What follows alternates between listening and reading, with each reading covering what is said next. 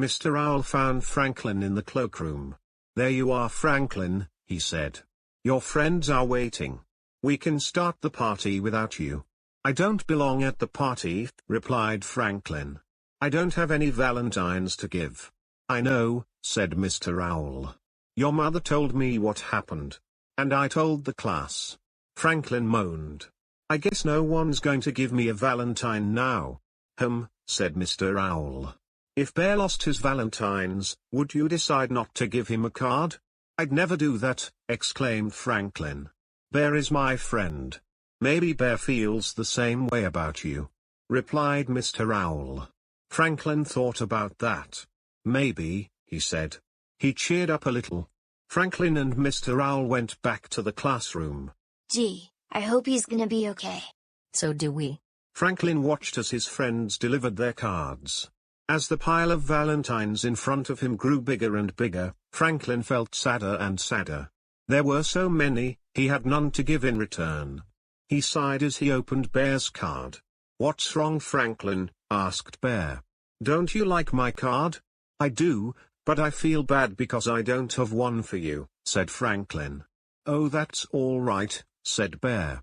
"I don't need a valentine to know you're my friend." Franklin smiled.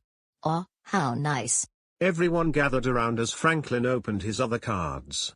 "Mine's a turtle cutout," said Snail. "Mine's a turtle poem," said Goose. "And I made up a turtle riddle," said Fox.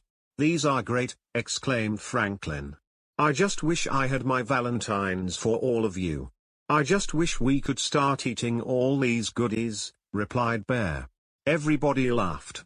That night, Franklin told his parents about the party. "It sounds as if you have some very good friends," said Franklin's father. "I sure do," agreed Franklin. "Next year, I'm going to make them extra special valentines." "Well, you've got a whole year to get ready," replied his mother. "I don't know if I can wait a whole year," said Franklin.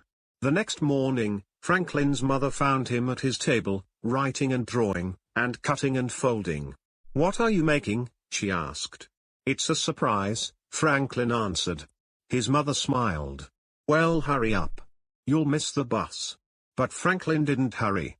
He wrapped his artwork carefully and placed the package in his bag.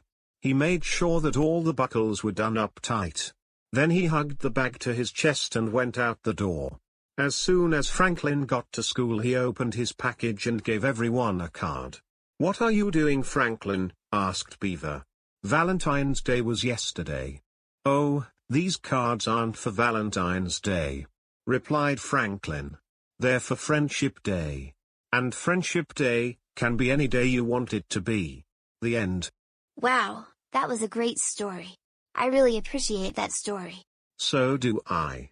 Thanks for letting us read the storybook. You're welcome, Kipper. If you ever want a story, I'm always full of them.